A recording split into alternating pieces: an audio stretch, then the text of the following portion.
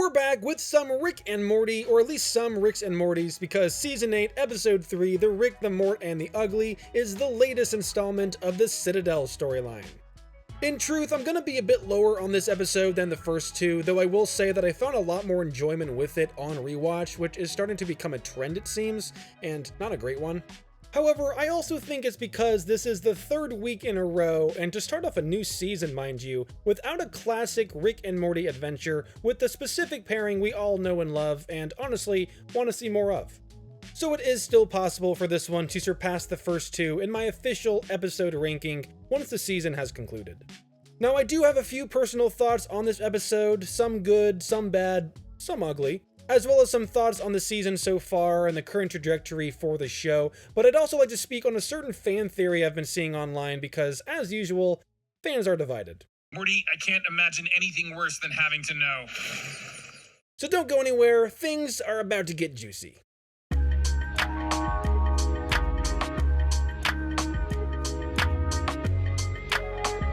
Okay, so obviously the pieces that this episode has going for it include the continuing Citadel storyline. It seems like no matter how hard they try, it just won't stay dead, but maybe that's for a reason, especially when you see just how much else these Ricks have going for them. I mean, they can't even make their own portal fluid, which is now driving this current Wild West economy. Good luck with that. Don't go spending it all in one place now. But I also think some fans really enjoy this one-off Citadel filler episode for what it is due to its world-building aspects of clone refugees and Boss Hog Rick, the Southern Railroad Baron, vying to rebuild the new Citadel with him at the top, and believing that clones are the superior race? Whole Citadel is trash now, and there ain't no pecking order amongst the trash. What a utopia. It will be, once I have the requisite Mortys. We could all be kings here, Mr. Trafficker. This episode is also packed with sci-fi action. It really does feel like they are trying to push for more action sequences lately, but it also has some subtle symbolism as well, like with fashion or taste. Fashion, cyclical, babe. I'm retro. A new Citadel. You Ricks don't have many original ideas, do you? And you're the arbiter of taste? And with flesh versus clone bodies, which might just be a jab at the religion versus science debate? I don't know. Are they refugees? Clones, bio-trash, non-clone piece of shit. You're a joke. I'm whatever I wanna be. That's the freedom of life as a clone. Either way, the show is, of course, saying it doesn't matter. Rick himself didn't think they were important enough to pay any attention to. What's that guy's deal? Morty, I can't imagine anything worse than having to know.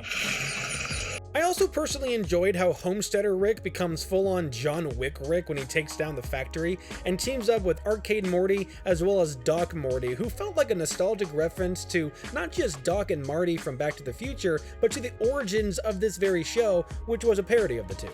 Oh man, my kite's in the tree, Doc. I hate this stupid tree.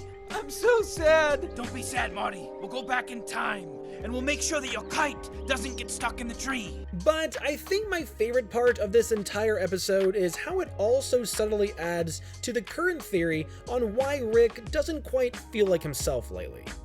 As one Redditor had to say, he simply doesn't have a lot of motivation at the moment. He just took down his lifelong nemesis of Rick Prime, evil Morty left to live a life of his own without any Ricks to bother him. The Citadel has been destroyed beyond recognition. So he's sort of grappling with the idea that now he can just be a Grandpa Rick and live for his family, which would certainly explain these first 3 episodes. In the premiere, he had nothing better to do than to design a matrix for Summer and Morty to simply teach them a lesson about stealing his charger. Last week, Rick practically jumped at the idea of assisting Space Beth, who, to be fair, may in fact be his real daughter. And now this week we see him and Morty just chatting nonchalantly as they used to, with some playful banter and a whole lot of love. Starting to think we should have stuck around. Jesus Christ, I didn't kill that dude. I told you I checked between the seats. When you're right, Morty. Honestly, the way Rick talks to Morty in this scene screams that he is happy to just spend time with his grandson. I just wish we got to see more of that. And even Morty comments on how Rick is changing, even if it is primarily for the sake of the joke's irony. Told you, I admit that kind of stuff now. And I can admit you're right about that, Rick. You're really changing. assholes. Anything is likely to change from week to week. They could introduce a new big bad or something that affects Rick and his family that he can't really do anything about. However, instead of exciting me as these Citadel episodes usually manage to do, I felt like we were just kind of twiddling our thumbs for 20 minutes. Calm down, Morty. I'm almost done collecting Citadel wreckage. I am calm. Your fidget spinning has a passive aggressiveness to it. I can be calm and bored. This whole episode, despite being a canon spin-off filler, sort of feels like the calm before the storm itself, having to instead pivot to Rick and Morty clones in order to find anything worth showing. Maybe this was the showrunner's way of saying goodbye to this drawn-out storyline. I mean, I certainly wouldn't mind ending it here and leaving the Citadel for good. It's not like they pose any real threat to our Rick and Morty anymore. So this could easily just serve as an epilogue of sorts and provide some closure, despite the fact that it really only ended story threads that were introduced in this episode. Honestly guys, this is where the mantra of nothing matters starts to bite you in the butt, because I personally felt little investment in this one and was pretty much forcing myself to care at its biggest moments.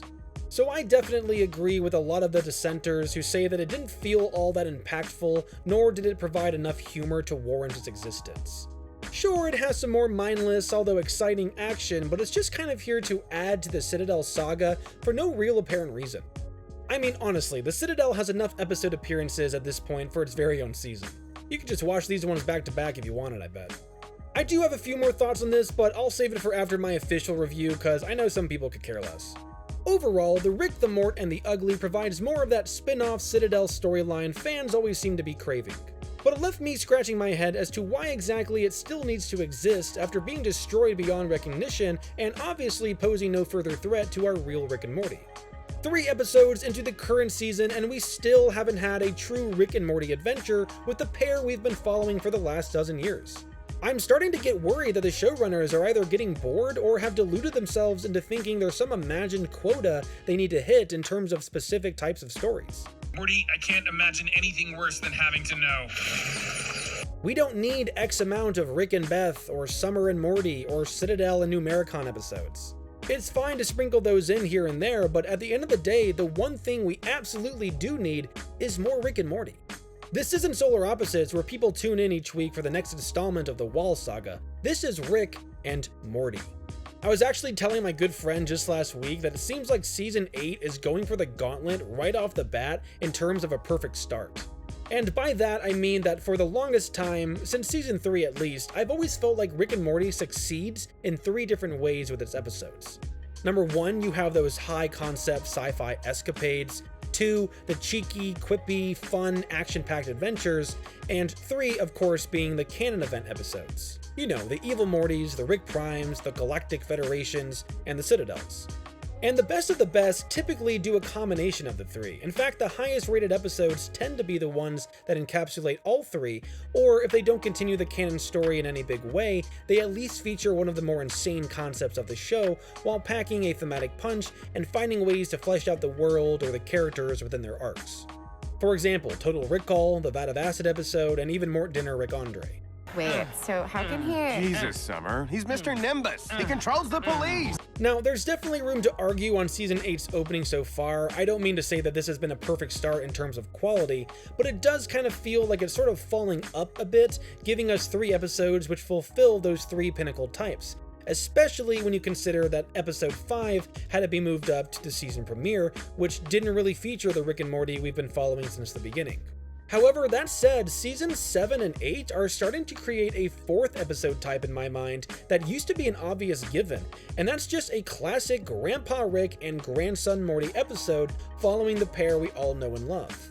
It honestly feels like these latest seasons have sort of disingenuously manufactured a demand for those types of episodes, especially with their season openings, by simply decreasing the supply. Fashion, cyclical, babe. I'm retro. In my opinion, what made episodes like Rick Lantis Mix-Up or Rick Mirai Jack work as well as they did is because they felt like genuine surprises, which added meaningful twists to the overarching story and found new ways to expand the show's multiversal setting. In other words, they felt earned, not forced. Eek, Barbadurkle. Somebody's gonna get laid in college. I'm not expecting a Citadel episode every season, and I worry that the writers have forced upon themselves a quota of some sort, even if that's just a reference in passing. This isn't a 20 episode per season sitcom. They're not American Dad or Bob's Burgers. They don't need to have a certain number of Beth-centric, Jerry-centric, canon-centric episodes. Like I said, 1 or 2 is fine. In fact, that's preferred as it makes them feel special, and they're often more purposeful then as well. But at the end of the day, the only thing they absolutely need to have, and in abundance in my opinion, is Rick and Morty. I just hope they remember that. Aw, bitch. And also, one thing to help with that might just be to let dead things stay dead. Reviving entities like with the New Galactic Federation and the New Citadel, which have both already appeared in Season 8, with no real foreseeable purpose, has gotta stop. It's just getting in the way of more organic and intentional storytelling, in my opinion. But we can take these beats, which are basically the beats of your outline, and if the words "and then" belong between those beats, you're basically. Which leaves you with "and then" stories. This happens, and then this happens, and then this happens. Now, like I said in the intro, my opinion and episode rating is still subject to change once I see how the entire season shapes out. And if my sources are correct, episode 5 was supposed to be the true premiere, and that one does appear to be a classic Rick and Morty adventure, at least from its bronopsis. And I also reserve the right to say that I was wrong if they pull off another Phoenix person and make these plot lines meaningful for our characters down the line. But as of right now, this is where the dust has settled for me personally. But I would love to hear your thoughts on the episode, so go ahead and drop your takes down in the comments below. Are you a fan of this latest Citadel installment, or do you have some critiques to share? I look forward to hearing from you and joining in the discussion, but as for now, that's going to be it from me. Thank you all so much for tuning in and sticking around. I will see you all next time.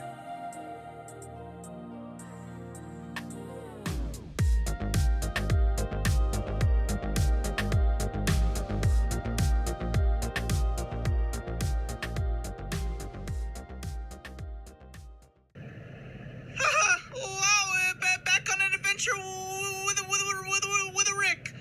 Close your eyes and it's like nothing changed. Some change is good.